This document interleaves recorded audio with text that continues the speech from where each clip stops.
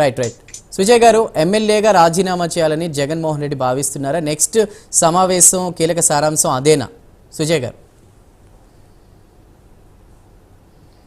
ఏమండి, ఇప్పుడు మన రాష్ట్రంలో జరుగుతున్న ఈ అసెంబ్లీ సెషన్స్లో కానీ అదేవిధంగా క్రితంలో కానీ జగన్మోహన్ రెడ్డి గారు పాలు పంచుకొని పరిస్థితి పోలేదు. అదేవిధంగా ప్రజల సమస్యలు కూడా అసెంబ్లీ సాక్షిగా ప్రజలకి తెలియజేయాల్సిన విషయం ఏదైతే ఇప్పుడు మన సురేష్ గారు వైఎస్ఆర్సీపీ అధికార ప్రతినిధి గారు చెప్పినట్లుగా కూటమి ప్రభుత్వం ఏదైతే ప్రజల్ని ఇబ్బందులు పాలు చేస్తుందో ఆ ఇబ్బందులు ఏవో దయచేసి ఆ జగన్మోహన్ రెడ్డి గారు వచ్చి కనీసం అసెంబ్లీలో ప్రస్తావించిన పాపన కూడా పోలేదంటే ఈరోజు ఆయన ఖచ్చితంగా ఆయన రాజీనామా చేయకపోయినా అనర్హత వేటుపడే అవకాశం అనేది మనకి స్పష్టంగా కనిపిస్తుందండి.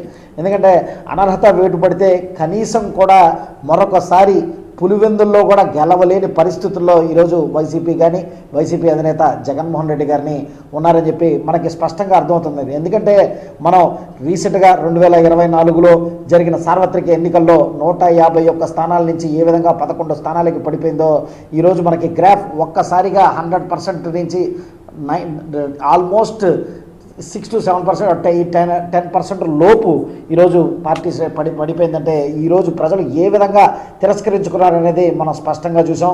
అదేవిధంగా రానున్న రోజుల్లో కూడా కనీసం ఆ 11 డిజిట్ అనేది 1 డిజిట్ కూడా అయ్యే పరిస్థితి ఈరోజు జగన్మోహన్ రెడ్డి గారి పార్టీకి ఉందండి, పార్టీ కనిపిస్తుందండి.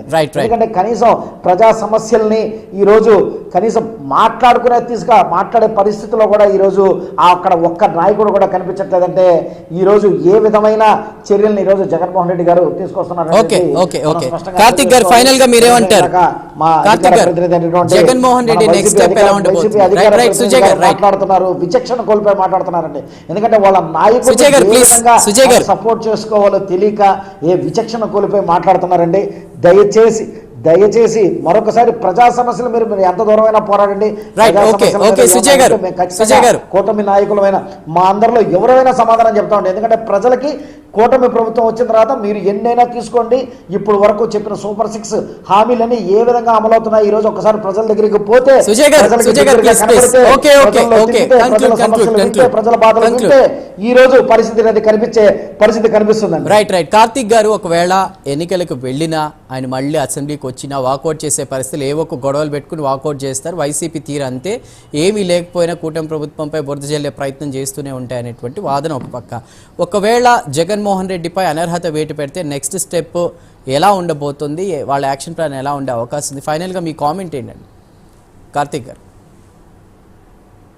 మ్యూట్ తీసి మాట్లాడండి కార్తిక్ గారు. వినిపిస్తుంది, మాట్లాడండి. ఆయనకి అనర్హత వేటు పడే అవకాశం లేకుండా అసెంబ్లీకి రావాలని నేను కోరుకుంటున్నాను. నేను రాష్ట్ర ప్రజలకు కూడా మీ ఛానల్ వేదిక మీద నుంచి పిలిపిస్తున్నాను. మీ ఎమ్మెల్యేలు ఎవరైతే అసెంబ్లీకి రావట్లేదో వైసీపీకి సంబంధించిన 11 మంది ఎమ్మెల్యేలకి ప్రజల తరఫున మీరు రిక్వెస్ట్ చేయండి. మీరు ఓటేసి గెలిపించారు. ప్రతి ఎమ్మెల్యే మీద నెలకి దగ్గర 10 లక్షల ఖర్చు అవుతుంది. 2.5 లక్షలకు పైగా జీతం తీసుకున్నారు, అలవెన్స్ తీసుకున్నారు, గన్మేలు పొందుతున్నారు, పిఏలు పొందుతున్నారు. చివరికి వాళ్ళు వెహికల్స్ లో ట్రావెల్ చేసే పెట్రోల్ డీజిల్ కూడా గవర్నమెంటే ఇస్తుంది. కాబట్టి దయచేసి వాళ్ళ అసెంబ్లీకి రావాల్సిన బాధ్యత వాళ్ళ మీద ఉంది. ప్రజలారా మేల్కోండి. మీరు బొకేలు పంపిస్తారా? లేదు చిరంజీవి గారు శంకర్ జిందాబాద్ సినిమాలో గాంధీగిరి చెప్పినట్టు మీరు పూల మొక్కలు పంపిస్తారా? పోస్ట్ కార్డులు పంపిస్తారా? మీరు చేతనంతా మీ ఎమ్మెల్యేలను డిమాండ్ చేయండి. మీరు అసెంబ్లీకి వెళ్ళమని అడగండి. ప్రజలు ఖచ్చితంగా నిరసన పూలు పళ్ళు పంపించాను సరే, వైసీపీ ఎమ్మెల్యేరా మీరు అసెంబ్లీకి రండి, మీ బాధ్యతగా రండి. మీరు జీతం తీసుకున్నారు, ప్రజలకు సేవకులుగా ఉంటామని చెప్పారు.